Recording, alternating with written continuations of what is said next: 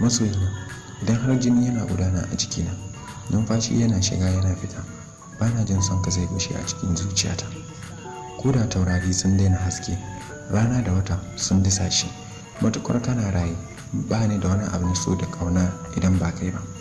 A koyaushe idan na ganka ina jin wani irin yanayi a cikin jikina, yanayin da ko a mafarki bana jin cewa zan iya misalta maka girman soyayyar da nake ma.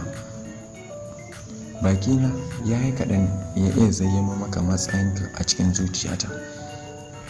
Kai ne farin cikina, jin daɗina da kuma duk wata walwalatawa a koyaushe. Ina jin natsuwa a duk sa'ad da kake mini kalaman soyayya daga cikin kamsan bakinka. Nishaɗin da nake shiga sam baya misaltuwa a san da kake kallona da fararen idanuwanka. Babu shakka kai ɗin ginshiƙin rayuwata ne. Ina son ka masoyina.